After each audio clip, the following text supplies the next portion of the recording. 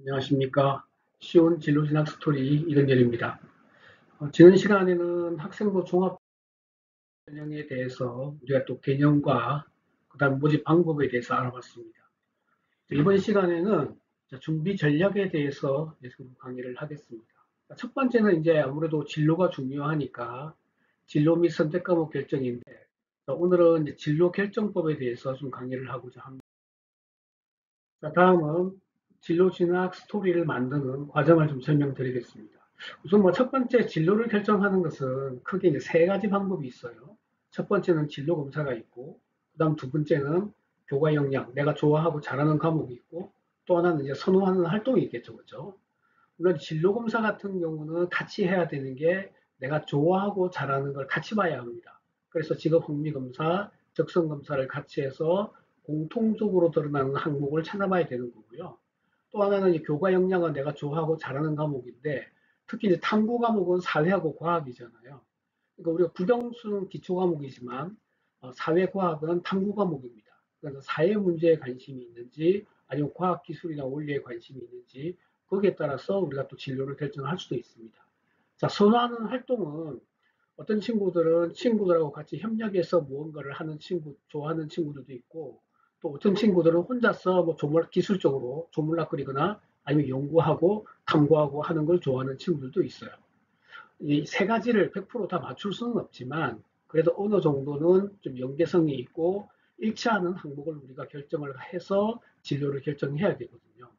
그리고 이제 우리가 우선순위를 직업 1, 직업 2 정도를 정하고 거기에 맞는 이제 계열이나 이제 분야가 있겠죠, 그죠? 이렇게 계열이나 이제 분야가 결정이 되면 어떻게 앞으로 이것이 바뀔 수도 있다라는 것을 우리가 이제 예측을 좀 해야 됩니다. 그래서 거기에 맞는 우리가 또 선택 과목을 결정합니다. 그래서 이제는 일반 선택, 진로 선택, 2022 개정 교육과정에서는 융합 선택 과목까지 우리가 결정을 하겠죠. 자, 그 다음에 이제 중요한 것은 내가 선택한 과목이라고 하는 것은 결국은 진로 과목이잖아요. 진로 과목이라고 하는 것은 내가 선택한 과목에서 어떤 분야에 관심이 있어서 내가 어느 정도 깊이 있게 탐구를 했다라는 걸 보여줘야 되는 거거든요. 그래서 그 내용을 통해서 대학에서는 학업 역량과 진로 역량과 공동체 역량을 평가를 합니다. 그래서 전체적인 그림을 놓고 우리가 어떻게 결정할 것인지 고민을 해야 되는 거죠. 자, 우선 진로 검사를 하는 방법은 제가 이제 무료를 또 설명을 드려야 되기 때문에 첫 번째 가장 많이 하는 게 이제 커리어넷이죠. 자, 커리어넷에 이렇게 세 가지를 제가 보여드렸는데 하나는 적성 검사가 있습니다. 그렇죠? 중학교 20분, 고등학교 30분 나와 있고요. 그 다음에 흥미검사 K가 있고 흥미검사 H가 있습니다. 다시 말해서 내가 잘하는 거, 좋아하는 거 이 두 개. 그럼 어떻게 다르냐면 예시를 보여드리면 이렇게 이제 K 같은 경우는 분야 검사예요. 그래서 과학 분야, 전문직이냐, 기능 쪽 숙련직이냐, 공학 분야 전문직이냐, 숙련직이냐, 뭐 이렇게 또 볼 수 있고요. 그 다음에 보시면 여기도 마찬가지 예술 분야인지 서비스 분야인지 아니면 컴퓨터 분야인지 이렇게 해서 어떤 분야들이 이제 나오면 이걸 우리가 1순위로 높게 나왔다고 해서 꼭 이걸 가지고 진로를 결정하라는 부분은 없어요. 그래서 어느 정도 우리가 고조를 일단 하고 메모를 해줘야 되겠죠. 그렇죠? 자, 그 다음에 이제 보시면 이 H 같은 경우는 H가 이제 홀랜드 약자거든요. 홀랜드는 이제 리아색입니다. 리아색. 리아색이기 때문에 이 분야에서도 내가 어떤 분야에 가장 관심이 있는지 말 그대로 흥미 검사잖아요. 이것은 내가 좋아하는 것이기 때문에 바뀔 수도 있습니다. 그래서 한 번의 검사로 결정하는 것이 아니라 학년이 올라갈수록 여러 번 검사를 통해서 어떤 변화가 있는지 이전 검사와 이번에 새로 한 검사를 좀 비교해 보는 것도 좀 도움이 된다 하는 겁니다. 자, 그러면은 요거는 이제 클리언에서 이런 결과지가 나옵니다. 그걸 제가 옮겨 놓은 거고요.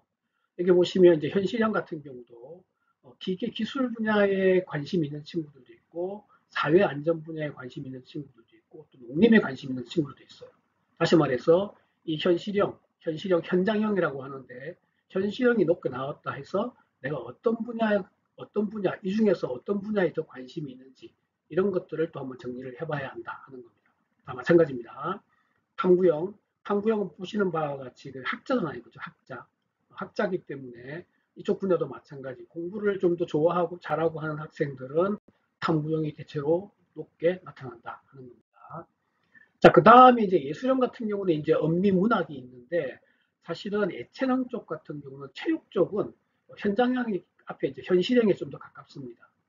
여기에서도 마찬가지. 특히 이제 일반고 기준으로 봤을 때 음악 미술은 좀 쉽지가 않죠, 그죠?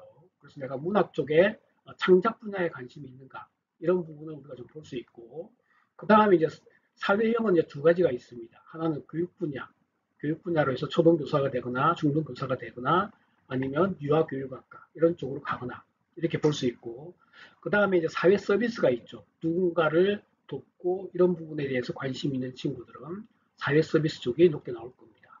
그래서 흥미라고 하는 것은 똑같은 어떤 분야의 흥미라고 하지만, 그것을 좀 세부적으로 좀 들어가면 내가 좀 더 어떤 분야에 관심이 있는지, 그래서 좀 관심 있는 분야의 동그라미를 결과지만 받아볼 것이 아니라 그걸 동그라미를 치면서 나의 특징을 파악해 보는 게 중요하다 하는 거겠죠.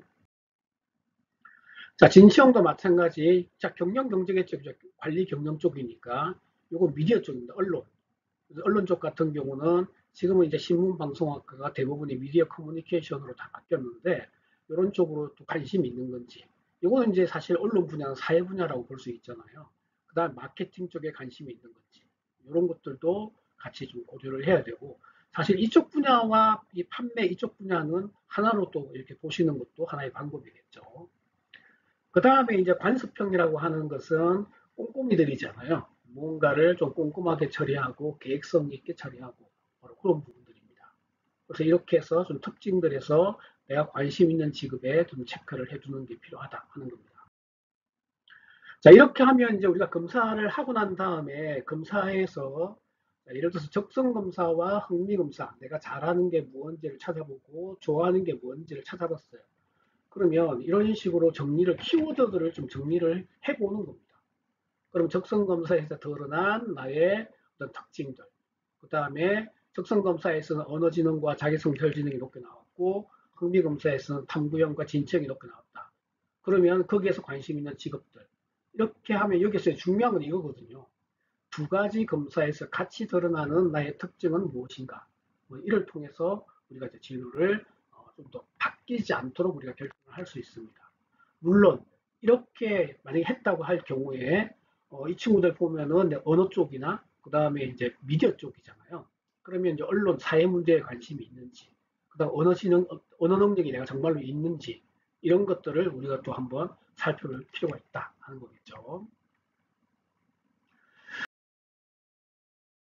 자, 근데 이제 우리가 진로가 이렇게 확실하지 않는 경우는 이제 계열 분류를 가지고 또 선택을 할 수도 있어요.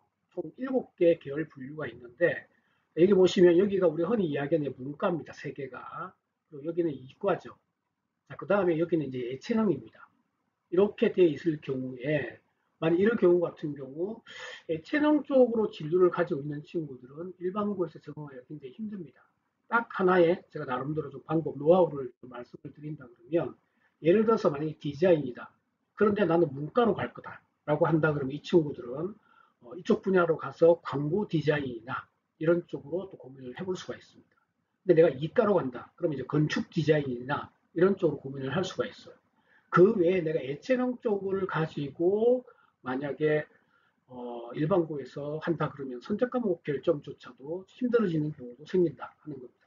그 다음에 뭐 마찬가지 연극 영화는 뭐 국어 국문이나 차라리 그런 쪽으로 가서 나의 어떤 특기를 살리는 것도 하나의 방법이다 하는 겁니다.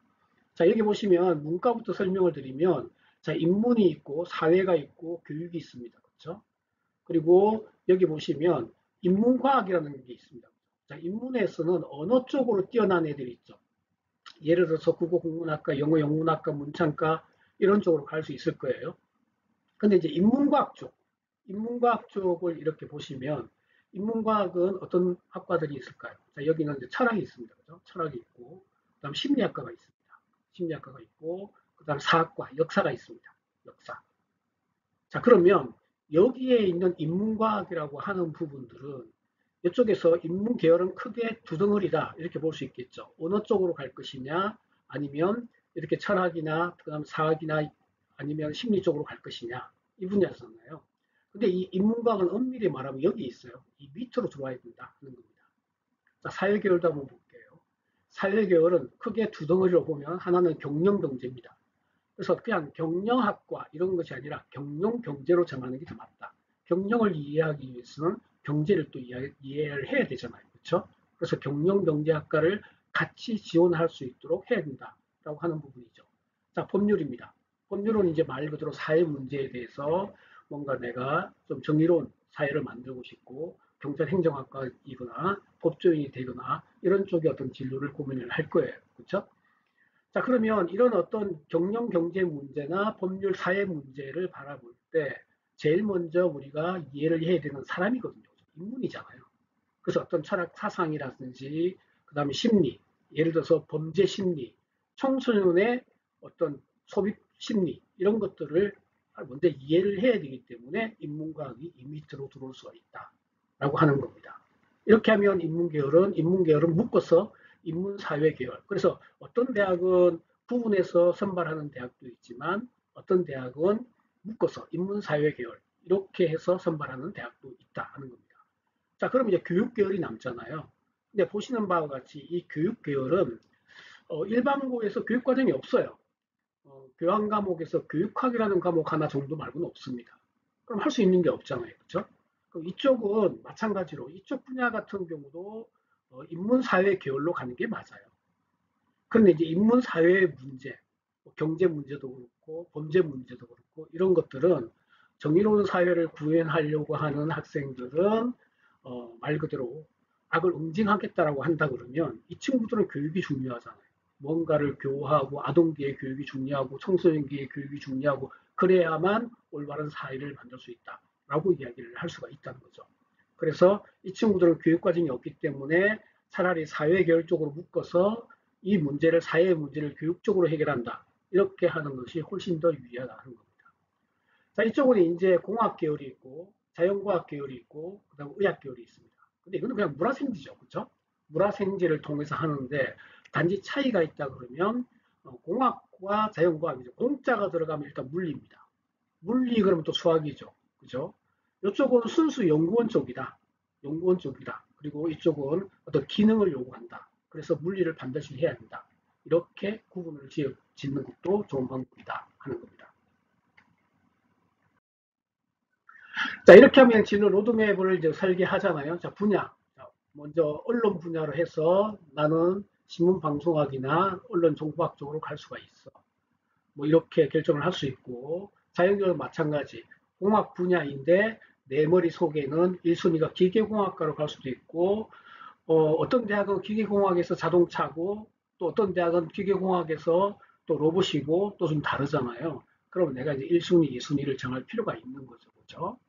여기에 맞도록 우리가 뭔가 이 두 개의 진로를 이 두 개의 진로를 같이 충족할 수 있는 좀 처음에 넓은 학습이나 활동이 필요하다.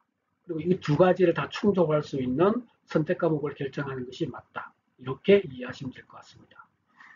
자, 그리고 이제 당연히 이제 관련 주제에 대해서 우리가 탐구 활동을 또 이제 해야 되겠죠. 그리고 3학년 때는 그냥 이제 학과 맞추기예요. 어차피 우리가 이제 선택 과목은 다 결정했고 2학년이 넘어가면은 예를 들어서 이과가 물화생지에서 보통 일반고가 3과목 결정하거나 일부는 이제 2과목을 결정하는데 3학년 때는 이제 2과목을 2를 결정을 하잖아요. 그죠? 2를 2과목을 결정을 하면은 이미 결정이 된 친구들 같은 경우는 거기에 맞는 진로를 고민을 해야 됩니다. 뭐 그런 방법밖에 없죠. 자, 여기까지 이제 진로 결정법에 대해서 설명을 드렸고, 다음 시간에는 이제 선택 과목 결정법에 대해서 설명을 드리겠습니다. 수고하셨습니다.